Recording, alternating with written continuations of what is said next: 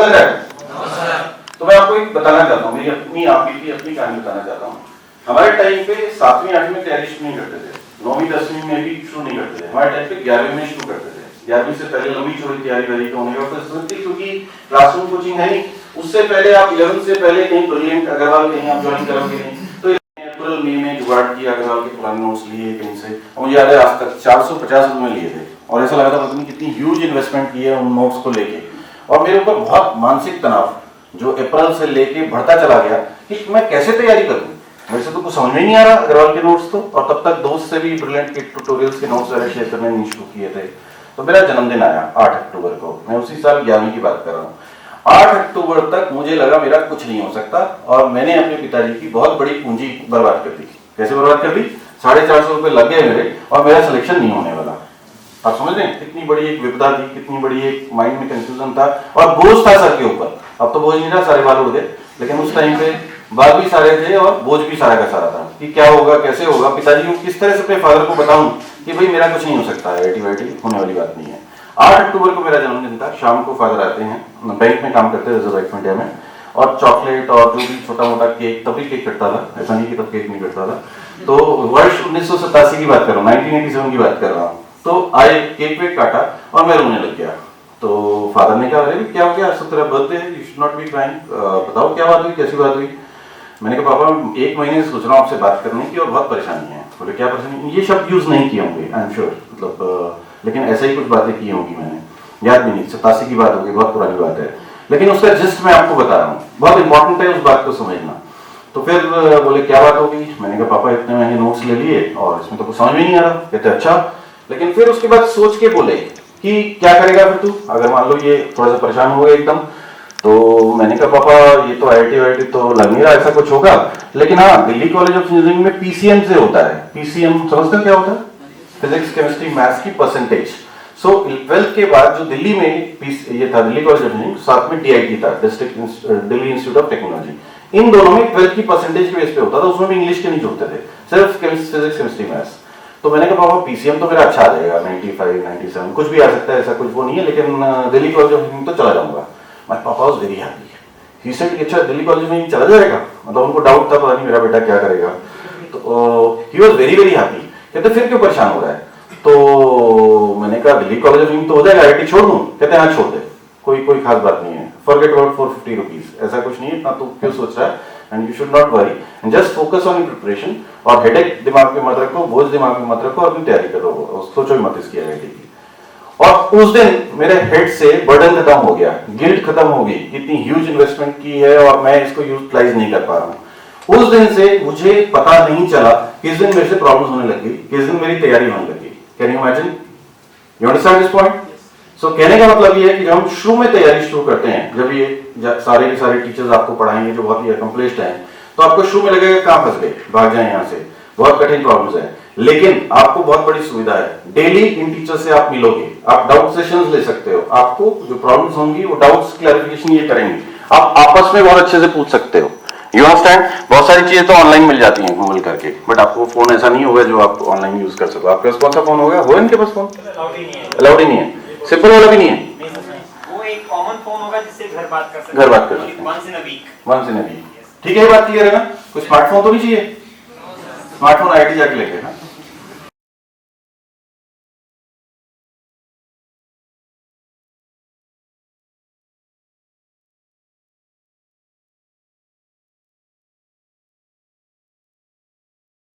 Sir, जिस तरह से एलन इंस्टीट्यूट के साथ हरियाणा सरकार की सहभागिता सर एक प्रोजेक्ट शुरू किया जा रहा है आशा, इसके बारे में बताएं, और इसके तहत किस तरह के छात्रों को लाभ मिल सकेगा और कितने छात्रों को क्या लाभ मिल सकेगा? पूरे हरियाणा भर के जो गवर्नमेंट स्कूल्स हैं उसके अंदर हमने कॉम्पिटिटिव एग्ज़ाम करके 50 बच्चे ऐसे छांटे हैं।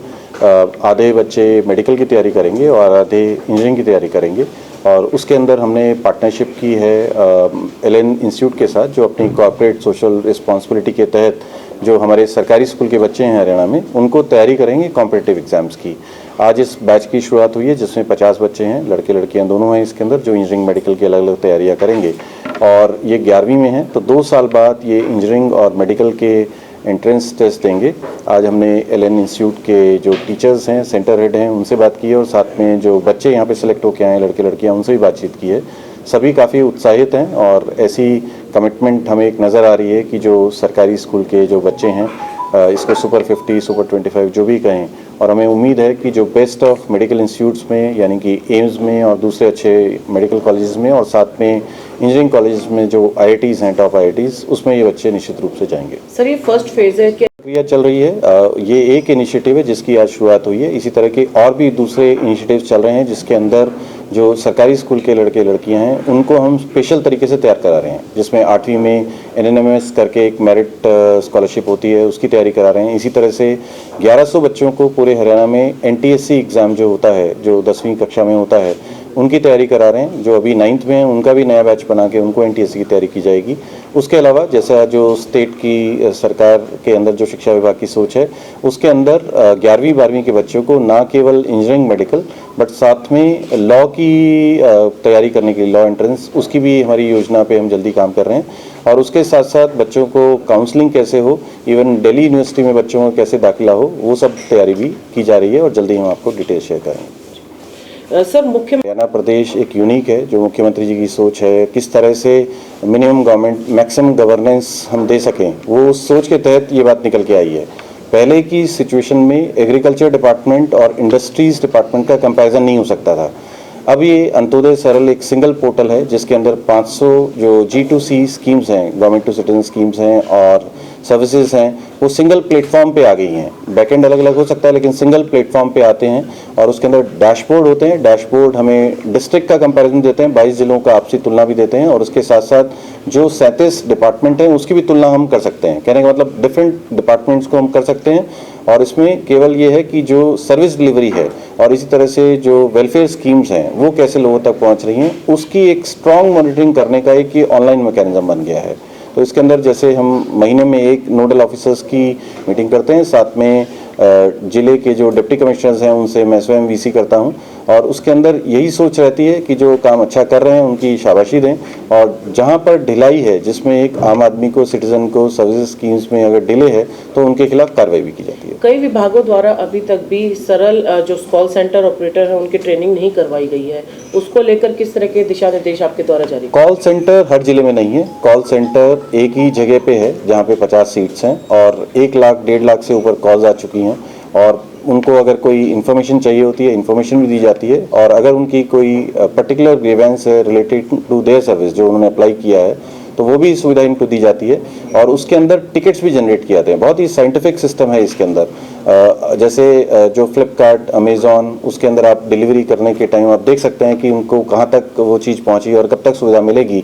इसी तरह से 500 स्कीम सर्विसेज के लिए आप वेबसाइट पे देख सकते हैं, आप मोबाइल के अंदर ऐप के माध्यम से देख सकते हैं। उसके अलावा SMS जाते रहते हैं जो सिटीजन को, नागरिक को, वो इसके अंदर सारी सुविधा है।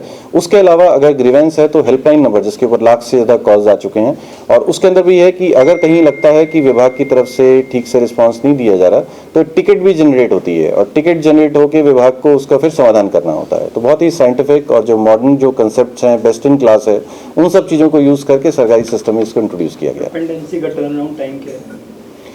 इसके अंदर जो राइट टू सर्विस एक्ट होती है, राइट टू सर्विस एक्ट में अलग अलग स्कीम्स और सर्विसेज के लिए अलग अलग समय सीमा है। किसी के लिए हफ्ता है, किसी की 15 दिन है, किसी की 1 महीना है। तो उसमें हम क्लोजली मॉनिटर करते हैं कि RTS टाइमलाइन में कितने हो रहे हैं, RTS टाइमलाइन में कितने नहीं हो रहे।